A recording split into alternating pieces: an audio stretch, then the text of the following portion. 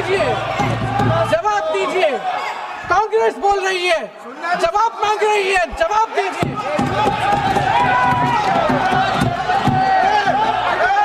कौन जवाब देगा? कौन जवाब देगा? गृह मंत्री जी जवाब देंगे। किसने ऑर्डर दिया? किसने ऑर्डर दिया पैलेट गन्स चलाने के लिए? किसने ऑर्डर दिया? आपके माध्यम से मैं पूछती हूं अध्यक्ष महोदय, किसने ऑर्डर दिया? प्रधानमंत्री जी ने दिया? गृह मंत्री जी ने दिया? जवाब देंगे? पूरा देश पूछ रहा है, सिर्फ कांग्रेस पार्टी नहीं पूछ रही है, पूरा देश पूछ रहा है। अध्यक्ष महोदय, देश के माता पिता पूछ रहे हैं, छात्र पूछ रहे हैं, अध्यापक पूछ रहे हैं, पूरा देश आज ये पूछ रहा है। और आपकी जिम्मेदारी बनती है कि आप इस सवाल का जवाब दें। क्यों डरते हैं आप इस देश के नौजवानों से? क्यों डरते हैं आप इस देश की बुलंद आवाज से? और उस आवाज को दबाने का हक आपको किसने दिया है? महोदय, ये सदन यहाँ बैठे हुए सांसदों की जागीर नहीं है, ये इस देश की अमानत है।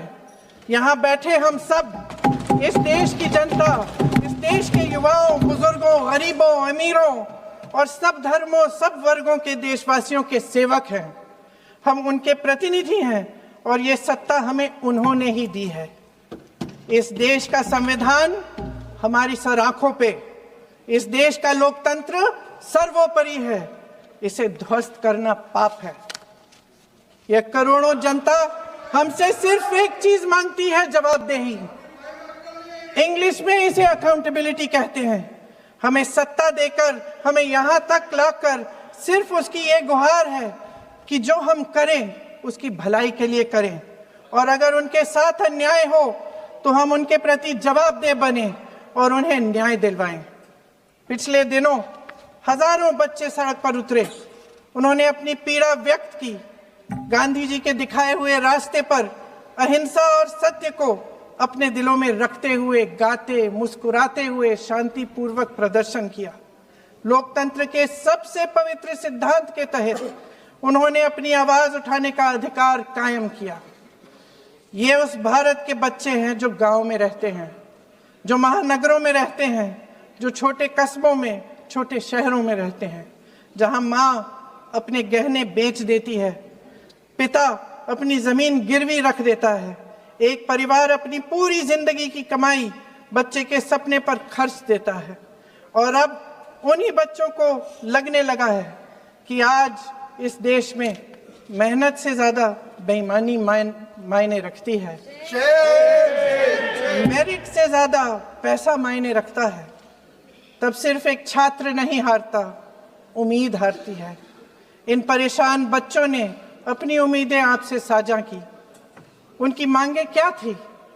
कि पेपर लीक करके उनके साथ जो बार बार अन्याय किया जा रहा है उस पर कार्रवाई की जाए, कि जो सिस्टम उनके भविष्य को कुचल रहा है उसे सुधारा जाए, कि जो माफिया उन्हें घेरे हुए है उसे हटाया जाए, कि जिस मंत्री के कार्यकाल में यह सब हुआ वह इस्तीफा दे, कि उन पर बर्बरता करने वालों पर कार्रवाई की जाए और उसके लिए माफी मांगी जाए। बस यही उनकी मांग थी ना, कि जो शिक्षा और स्वतंत्र अभिव्यक्ति का अधिकार उन्हें संविधान ने दिया है उसे कायम रखा जाए। महोदय, हमारे एजुकेशन सिस्टम में कुछ समय से बहुत खामियां भर चुकी हैं। बच्चों पे जो प्रेशर डाला जाता है उसकी वजह से सैकड़ों बच्चों ने आत्महत्या कर डाली है। उससे भी ज्यादा बच्चे डिप्रेशन में डूब रहे हैं। परिवारों पर बच्चों को पढ़ाने लिखाने के लिए घूस, capitation fees, tuition fees, coaching fees आदि के घिनौने दबाव हैं।